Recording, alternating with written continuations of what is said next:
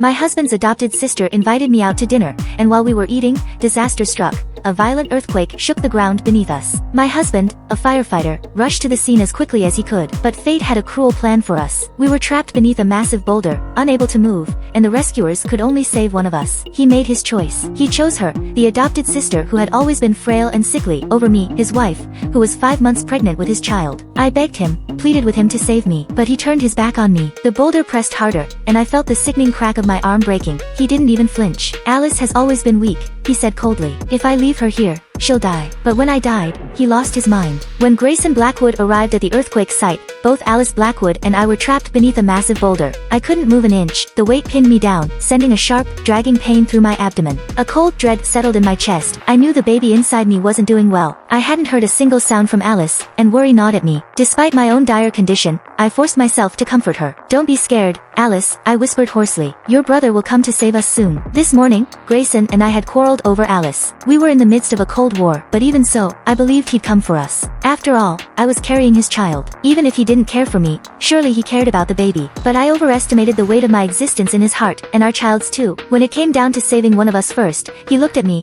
his voice as icy as the ground beneath us. I have to save Alice first. What? I thought I'd misheard him. My gaze locked onto his face, searching for some trace of hesitation or warmth, but his tone remained frigid, devoid of the slightest flicker of emotion. Belle, he said, as if explaining to a dim child, I hope you can be sensible. Alice's health has always been fragile. If I save you first, she might die. I can't let that happen. You just have to hold on. Once she's safe, they'll come back for you immediately. I bit down hard to stop myself from crying, but my voice betrayed me, trembling as it cracked. Honey, you can't do this. I can wait, but the baby can't. The baby won't make it. No, he said firmly. Grayson, please, don't do this. Our baby will die. I pleaded, desperation and agony clawing at my throat. He looked at me, cold and resolute. Belle, if the baby dies, it's only what you owe Alice. You killed her child once, now you can repay her. The words landed like a knife to my chest, but he wasn't done. And let's be honest, you and I both know whether that child is even mine. I'll just pretend that baby never existed. His voice was glacial, the words cutting me so deeply I trembled. I tried to explain, my voice breaking as I struggled against the weight and my despair. How could the child not be yours? I would never, but I never finished. The rescue workers began their operation, and the boulder shifted. Before I could protest, the massive stone came crashing down,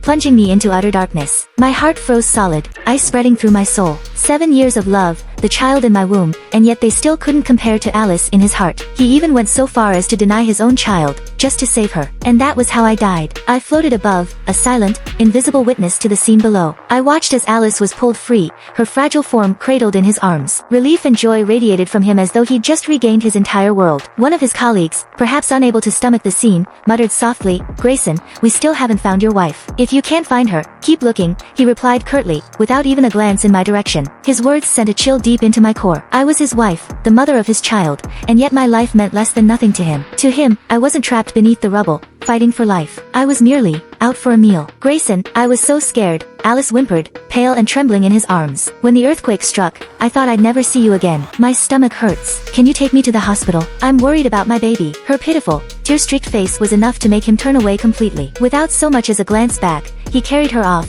resolute, his steps unwavering. He never once looked back at me, at the woman he had left for dead. In that moment, I felt a strange sense of relief. Relief that I was already dead, because if I were still alive, I wouldn't know how to face this betrayal.